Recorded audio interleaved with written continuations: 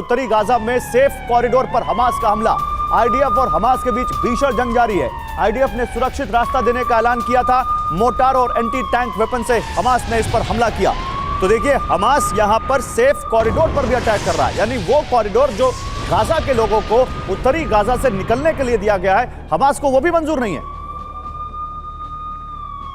इधर safe corridor पर IDF का बड़ा ऐलान। हमले के बावजूद खुलेगा सेफ कॉरिडोर।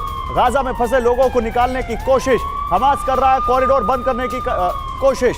यानी इजराइल कह रही है, इजराइल की सेना, कि हम गाजा के लोगों को सुरक्षित बचाना चाहते हैं और हमास ये नहीं चाहता, लेकिन फिर भी हम उनको सेफ कॉरिडोर के जरिए सेफ पैसेज देंगे, उनको यहां से निकालेंगे। आइए जरा बिग वॉल पर दिखाते हैं आपको। गाजा के लोग हमास की ढाल। गाजा के लोग क्या हमास की ढाल है और इसीलिए नहीं चाहता कि हमास की ये लोग यहां से जाएं। आईडीएफ ने सलाह अल दिन इलाके में कॉरिडोर खोला है।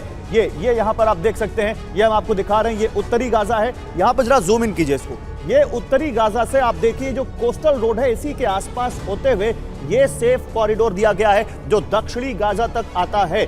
और ये इसकी लंबाई, क्योंकि गाजा पट्टी की 40 किलोमीटर है तो ज्यादा लंबा है नहीं। और उत्तरी गाजा, क्योंकि यहां पर अब इजराइल की फोर्सेज आ चुकी हैं, इसलिए यहां के लोगों को यहां से निकाला जा रहा है। ये कोस्टल रोड आप देख रहे हैं, इसके करीब करीब ये रास्ता दिया गया है। लेकिन इसी पर हमास अब लगातार यहां हमला कर रहा है। और क्यों कर रहा है? क्योंकि आम लोगों को बाहर निकालने के लिए जो कॉरिडोर यहां पर इजराइल ने दिया है, वो हमास नहीं चाहता। फंसे लोगों को उत्तरी गाजा से दक्षिणी गाजा भेजने की कोशिश कर रही है इजराइल की सेना। हमास नहीं चाहता कि लोग उत्तरी गाजा से बाहर निकलें। आम लोग बाहर निकले तो हमास का ह्यूमन शील्ड, यानी जो उसकी मानव ढाल है, जो गाजा के आम लोग हैं, वो टूटेगी और हमास सीधे निशाने पर आएगा। प्रोफेसर राजन कुमार, यही कारण है ना? यही है हमास की ढाल, इसीलिए हमास उस सेफ कॉरिडोर को निशाना बना रहा है। जी, ये बिल्कुल सच है कि हमास भी नहीं चाहता है कि वहाँ से, उस रास्ते से जो उनका जो ह्यूमन शील्ड है वो वहाँ से निकल जाए।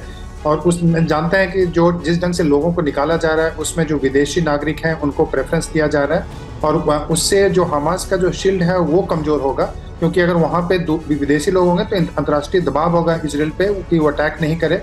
और हमास ये नहीं चाहता है कि इजराइल वहाँ पे ज़्यादा अटैक करे और उससे, जिससे कि उसको फिर नुकसान झेलना पड़े।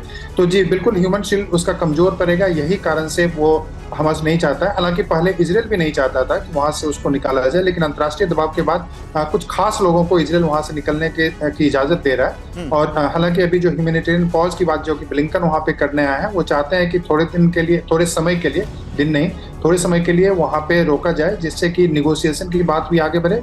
और उसके बाद जो इस ढंग के जो डुअल सिटीजन वाले लोग हैं या जो दूसरे देशों के लोग हैं, उनको सबसे पहले निकाला जाए और बाकी जो कुछ बच्चे हैं और महिलाएं, उनको भी वहाँ से निकाला जाए। लेकिन दिक्कत यह है कि इजराइल अभी हमला रिफ्यूजी कैंप्स पे, जैसा कि आपने बताया, उस पर भी किया है। वहाँ पे लगभग 6 लाख लोग हैं रिफ्यूजी कैंप्स में, और वहाँ पे भी हमला हुआ है। स्कूल पे हमला, UN रिफ्यूजी कैंप्स पे लेकिन इजराइल तो ये कह रहा है ना कि ये जो रेफ्यूजी कैंप्स है या जो हॉस्पिटल्स हैं या स्कूल्स है, ये हमास के ठिकाने हैं, हमास के छिपने के अड्डे हैं, और इसीलिए वो उन पर अटैक कर रहा है। उसके पास उसका भी कारण है, और आम लोग मर रहे हैं, इसमें कोई दो राय नहीं। दिख रहा है, वो तो नंबर्स बता रहे हैं।